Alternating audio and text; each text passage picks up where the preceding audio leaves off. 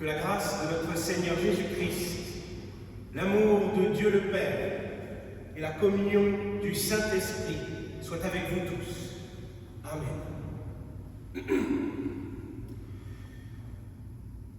Je veux aujourd'hui prêcher sur l'extrait de Matthieu chapitre 5 que je vous ai partagé juste avant.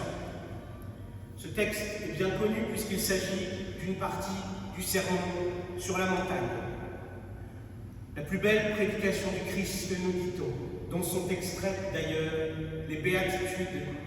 Quel beau texte, en effet. Mais c'est un texte qui, s'il appelle à l'amour du prochain, monte en réalité la barre très haut, si haut, que nous pourrions avoir l'impression que c'est au-dessus de nos forces que de suivre le Christ dans tout ce qu'il nous recommande. Et nous aurions une bonne impression. C'est effectivement au-dessus de nos forces que de suivre le Christ, là où il nous propose d'aller. Mais à cela, Dieu offre une solution. Commençons par examiner ce texte, versets 38 à 42. Vous avez entendu qu'il a été dit œil pour œil et dent pour dent. Mais moi, je vous dis de ne pas vous opposer au mauvais. Si quelqu'un te frappe sur la joue droite, tends-lui aussi l'autre. Si quelqu'un veut te faire un procès pour te prendre une tunique, laisse-lui aussi ton vêtement. Si quelqu'un te réquisitionne pour faire 1000, fais-en 2 avec lui. Donne à celui qui te demande et ne te détourne pas de celui qui veut t'emprunter quelque chose. La première chose qu'il convient de se rappeler quand on entend ce texte, c'est que Jésus-Christ ici ne s'adresse pas à n'importe qui. Il s'adresse à des chrétiens, à une foule qui sont ses disciples. Il ne parle pas, a priori, à des personnes qui tiennent des offices de juges, de policiers, d'avocats, de juristes, de politiciens.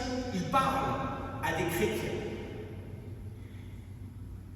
C'est-à-dire, donc, quand il dit que vous avez entendu œil pour œil et dent pour dent, il veut dire c'est ce que vous avez entendu de la bouche du monde et aussi de la bouche des magistrats du monde. C'est ce que vous avez vu dans la manière dont fonctionne la justice sur terre.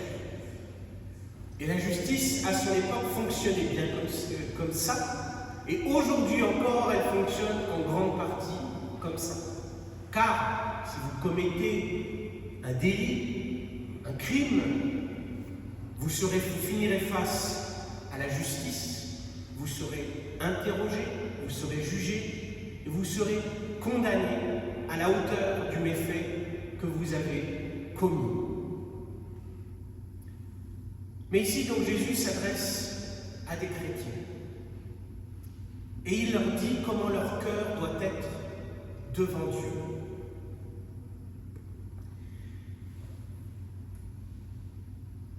C'est comment est-ce que nous devons nous comporter donc quand on vient soit nous agresser, soit utiliser la loi contre nous, nous faire un faux procès, ou profiter de failles dans la loi humaine pour nous faire condamner alors que nous sommes innocents. Comment devons-nous nous comporter quand les autorités de ce monde veulent nous forcer à faire quelque chose que nous ne voulons pas faire ou qui nous paraît injuste? Eh bien, Jésus-Christ nous dit, laissez faire. Aimez. Pourquoi? Parce que la vengeance n'appartient pas aux croyants, elle appartient à Dieu. Romains chapitre 12, versets 17 à 21, Paul nous permet d'éclairer ce texte. Ne rendez à personne le mal pour le mal, efforcez-vous de faire ce qui est bien devant tous. Ne vous faites pas justice vous-même, bien-aimés, mais laissez place à la colère, car il est écrit, c'est moi qui fais justice, c'est moi qui paierai de retour, dit le Seigneur. Mais si ton ennemi a faim, donne-lui à manger, s'il a soif, donne-lui à boire, car en agissant ainsi, ce sont des braises que tu amasseras sur sa tête. Ne te laisse pas vaincre par le mal, mais sois vainqueur du mal par le bien. Le chrétien n'est pas concerné par la justice de ce monde, dans le sens où il n'est pas celui qui a priori la pratique. Ou en tout cas, on ne pratique pas la justice de ce monde comme un chrétien, mais comme ce monde l'exige. Bien sûr, un chrétien peut être magistrat, mais quand il sera dans son office de juge, ou d'avocat, ou de juriste, ou de greffier, ou de policier, il agira selon cet office, en ayant dans son cœur la loi spirituelle qu'il appelle à d'autres choses. Nous, en tant que chrétiens, nous ne sommes pas supposés chercher vengeance, mais nous sommes supposés laisser à Dieu l'espace pour le faire. C'est pour ça que nous sommes appelés à aimer ceux qui nous persécutent, à aimer ceux qui nous font du mal, à prier pour eux et à les bénir. C'est parce que Dieu, nous avons confiance en lui. Et il va faire ce que nous ne pouvons faire qu'imparfaitement, ce que nous n'avons pas les moyens de faire. Mais pour autant, si nous sommes dans une situation où nous avons la responsabilité de quelqu'un, notre enfant, notre époux, notre épouse, nos parents, nos grands-parents, et que nous voyons cette personne être violemment et vivement agressée sous nos yeux, sommes-nous donc appelés à ne rien faire du tout et à juste laisser le mal se dérouler sous nos yeux? De même, lorsqu'une terrible injustice nous est infligée, sommes-nous condamnés à ne jamais faire appel aux tribunaux? Devons-nous tout laisser faire? Est-ce vraiment là ce que Dieu dit? Dans la suite du texte de Romains 12, juste le verset d'après, le premier verset, que chacun soit soumis aux autorités établies, car il n'y a pas d'autorité qui ne vienne de Dieu, et celles qui existent ont été instituées par Dieu. Je vais vous dire là quelque chose qui peut paraître dur et qui pourtant est attesté vivement dans les Écritures. Ceux qui refusent aux chrétiens le droit de faire appel à la justice ou d'intervenir pour protéger celles et ceux qui sont sous leur autorité et qui courent un grand préjudice, un grand mal, ceux qui refusent aux chrétiens de faire cela, insultent Dieu. Car s'il n'était permis de ne faire respecter aucun droit et de n'attendre que passivement, alors Dieu n'aurait pas institué d'autorité. Alors il n'y aurait pas de loi divine inscrite dans les cœurs de tous les hommes pour les empêcher justement de descendre dans la barbarie. Dieu a institué toutes les autorités et nous sommes appelés à nous y soumettre. Bien sûr, parmi ces autorités, il y en a qui abusent de leur pouvoir. Il y en a qui détournent les lois à leur avantage et qui persécutent les innocents. Mais à cela, nous disons que la vengeance ne nous appartient pas, mais qu'elle appartient à Dieu. Et que Dieu, en son temps et à sa manière, fera ce qui est juste. Nous sommes appelés à subir. Nous sommes appelés à endurer le mal qui nous est fait. Si ça vous paraît encore un peu abstrait, révoltant, de savoir comment faire pour subir cette humiliation, pensez au Christ, qui dans Jean chapitre 18 se comporte ainsi, et voici un modèle que nous pouvons imiter face au grand prêtre. Jean 18, à partir du verset 19. Le grand prêtre interrogea Jésus sur ses disciples et sur son enseignement. Jésus lui répondit: « Moi, j'ai parlé ouvertement au monde et j'ai toujours enseigné dans les synagogues et dans le temple, là où tous les Juifs se rassemblent. Et je n'ai rien dit en secret. Pourquoi m'interroges-tu? Ce dont j'ai parlé, demande-le à ceux qui m'ont entendu. Ils savent bien, eux, ce que moi, j'ai dit. » À ces mots, un des gardes qui était là donna une gifle à Jésus en disant: « Est-ce ainsi que tu réponds au grand prêtre ?» Jésus lui répondit: « Si j'ai mal parlé, prouve-le. Et si j'ai bien parlé, pourquoi me bats-tu » Alors Anne l'envoya lié à Caïphe, le grand prêtre. Jésus est traité injustement. Il subit une parodie de justice. Il est, au-delà de tout doute possible, innocent de tout ce que ces hommes pourraient lui reprocher. Pourtant, il se laisse frapper et il ne rend pas le coup qui lui est adressé. Il tend l'autre joue et il va même tendre bien plus que l'autre joue, puisque c'est son propre corps qu'il va donner et laisser être brisé par ses accusateurs, brisé sur la croix.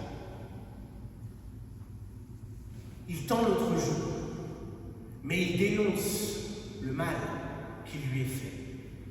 Il dit « Pourquoi m'interroges-tu » Ce qui veut dire « Vous êtes tous illégitimes à m'interroger, car tout ce que j'ai dit, vous le savez déjà. Vous me faites perdre mon temps. Vous n'avez même pas à me poser ce genre de questions. Vous n'avez même pas la légitimité et le droit de me poser ces questions-là. » Voilà ce que Jésus dit à ces hommes. Et voilà pourquoi le garde s'emporte et le frappe. Et si Jésus ne réplique pas physiquement à cette violence, il interpelle pourtant le garde et le grand prêtre et leur dit « Pourquoi me bats-tu? Qu'ai-je fait de mal pour mériter ça ?» Il montre qu'il est innocent et qu'ils ont tort. Il les met face à leur propre culpabilité. Il dénonce le mal, non par une réponse violente, mais par une réponse vraie, par la vérité, par le discernement, par la lucidité, par la bonne connaissance de la loi de Dieu, c'est-à-dire de ce qui est juste et injuste, de ce qui est bon et de ce qui est mal. C'est exactement à ce genre d'attitude que nous sommes, nous, appelés en tant que chrétiens. Tendre l'autre joue, c'est recevoir le mal qui nous est infligé. Et c'est être capable de l'identifier, de dire précisément ce qui est mal et de le dénoncer et même de le reprocher à ceux qui nous le font. Mais pas identifier et dénoncer ce mal pour un profit personnel, mais pour que l'autre le voie et se repente. Pourquoi faire appel à la justice quand on nous fait du mal? Eh bien, une des raisons, si ce n'est pas la vengeance, et si ça ne doit pas être la vengeance, qui peut nous pousser à faire appel à la justice, c'est pour que justement la personne qui nous a fait du mal ne commette pas d'autres mal à d'autres innocents. Et il y a encore une autre raison, et pour avoir travaillé moi-même en prison, je peux en témoigner. Il y a des personnes qui malheureusement ont besoin d'être condamnées pour pouvoir se repentir. Il y a des personnes qui ont besoin d'être emprisonnées pour pouvoir enfin réaliser la série d'échecs qui les a conduits à faire le mal. La rédemption à laquelle nous devons encourager tous nos prochains et à laquelle nous devons aspirer nous-mêmes parce que nous sommes pécheurs. Cette rédemption, parfois, nécessite un coup d'arrêt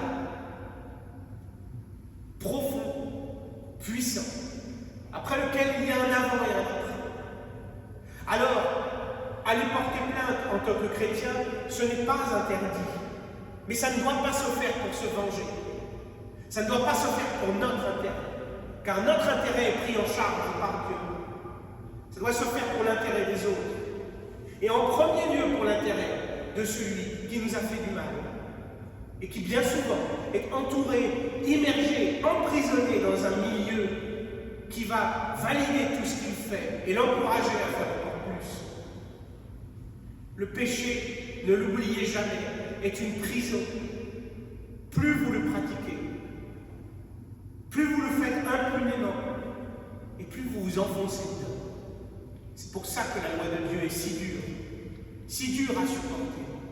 C'est parce qu'elle nous montre la vérité, pour que cesse enfin ce péché qui nous fait faire tant de mal aux autres, et en dernière instance, et même peut-être en première instance, à nous-mêmes, car le salaire du péché, c'est la mort. Notre mort. Un non porte parfois plus d'amour qu'un oui.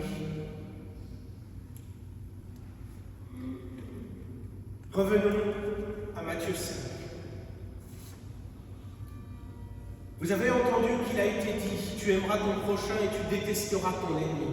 Mais moi je vous dis, aimez vos ennemis et priez pour ceux qui vous persécutent. Alors vous serez fils de votre Père qui est dans les cieux, car il fait lever son soleil sur les mauvais et sur les bons, et il fait pleuvoir sur les justes et les injustes. En effet, si vous aimez ceux qui vous aiment, quelle récompense aurez-vous? Les collecteurs des taxes, eux-mêmes, n'en font-ils pas autant? Et si vous ne saluez que vos frères, que faites-vous d'extraordinaire? Les non-juifs eux-mêmes, n'en font-ils pas autant? L'amour auquel le Christ nous appelle, auquel Dieu nous appelle, est un amour beaucoup plus exigeant que celui que nous serions tentés de nourrir spontanément. Oui, il est facile de dire bonjour aux gens qu'on aime. Oui, il est facile de prendre soin de celui qui ne nous a jamais causé du tort. Oui, il est facile de faire du bien à ceux qui nous font du bien. Mais le reste, comment faire? Avec quelle noblesse de cœur peut-on atteindre cela? Quel est le secret? D'où vient la sagesse? Est-ce qu'il y a des gens qui naissent plus capables d'aimer que d'autres? Oui, certainement. Peuvent-ils le faire assez? Peuvent-ils aller jusqu'à ce point? Pourquoi Jésus-Christ monte-t-il encore plus la barre et rend-il encore plus difficile d'accéder au grand prix, à la vie éternelle? Car ça paraît au-dessus de nos forces que d'aimer ceux qui nous feraient subir des horreurs. Mais il y en a un qui y arrive. C'est celui qui justement fait pleuvoir sur les bons comme sur les méchants, sur les justes comme sur les injustes. C'est ce Dieu qui a créé tout ce monde et toutes les personnes qui s'y trouvent et qui règne encore dans ce monde parce qu'il a institué les autorités qui le régulent, les lois qui le font marcher. Et ce Dieu qui est capable d'aimer chacune de ses créatures et de proposer à chacun le pardon et le salut, il nous appelle à aimer comme lui, à aimer comme ça, à aimer de telle sorte qu'il pleuve sur les bons comme sur les méchants, à aimer de telle sorte que comme Dieu, nous ne fassions pas de favoritisme, comme nous le dit l'Écriture, mais que nous aimions notre prochain, n'importe lequel, comme nous-mêmes.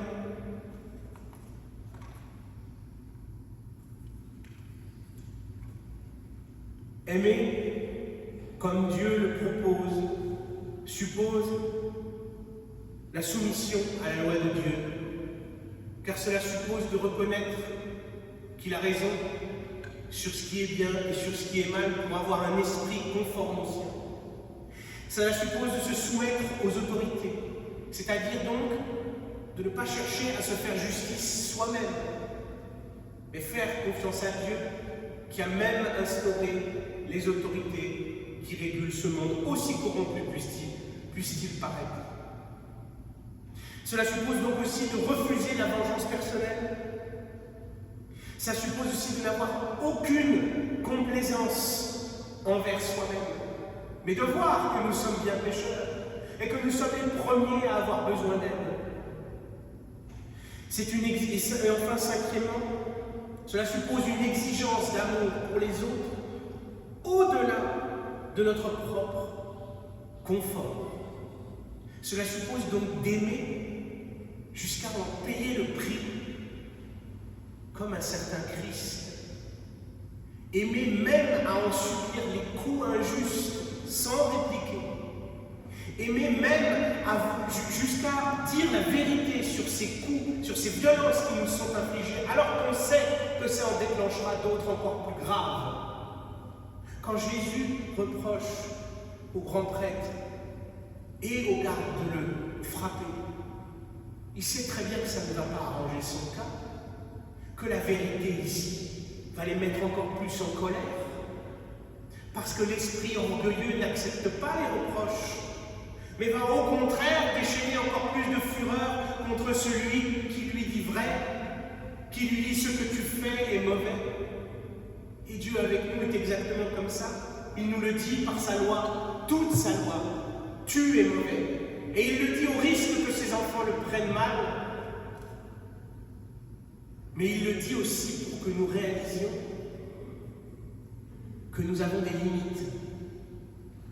Et c'est là que je vais vous citer Martin Luther, qui dans une de ses prédications les plus fameuses, celle-ci étant juste après, enfin peu de temps après qu'il ait été excommunié, il disait à son assemblée: alors, quand le diable vous jette vos péchés au visage et déclare que vous méritez la mort et l'enfer, dites-lui ceci: j'avoue que je mérite la mort et l'enfer. Et alors, je connais quelqu'un qui a souffert et payé le prix à ma place. Son nom est Jésus-Christ, Fils de Dieu. Et là où il est, je serai aussi. Voici comment nous pouvons vaincre le mal par le bien.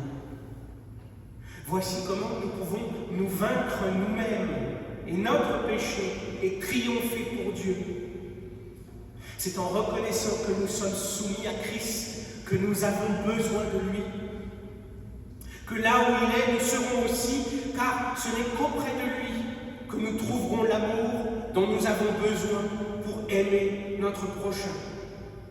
Pas parce que c'est un distributeur automatique d'amour ou un fétiche ou un gris-gris, mais parce qu'il a fait ce que nous ne pouvions pas faire. Et nous le comprenons et le voyons chaque jour. Christ a payé le prix et nous sommes maintenant vêtus de lui, couverts dans notre nudité qui expose notre péché et la petitesse de notre cœur.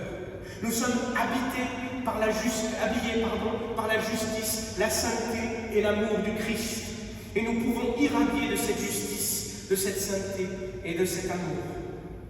Non parce que c'est les nôtres, mais les siens qu'il nous donne pour que nous les partagions.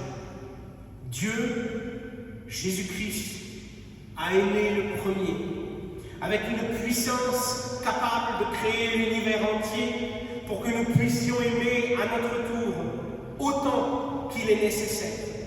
Dieu, Jésus-Christ, a accompli la loi en payant le prix de notre péché, l'amende à notre place, afin que nous puissions, à notre tour, non faire n'importe quoi, mais aimer, c'est-à-dire accomplir nous aussi la loi de Dieu, faire les bonnes œuvres dont le monde a tant besoin. Et je vous laisse avec l'apôtre Paul pour conclure. Romains 13, versets 8 à 10. Ne devez rien à personne, si ce n'est de vous aimer les uns les autres, car celui qui aime l'autre a accompli la loi. En effet, les commandements: tu ne commettras pas d'adultère, tu ne commettras pas de meurtre, tu ne commettras pas de vol, tu ne désireras pas, et tout autre commandement se résume dans cette parole: tu aimeras ton prochain comme toi-même. L'amour ne fait pas de mal au prochain. L'amour est donc l'accomplissement de la loi. Que la paix de Dieu, qui surpasse toute intelligence, garde vos cœurs et vos esprits en Jésus-Christ pour la vie éternelle. Amen.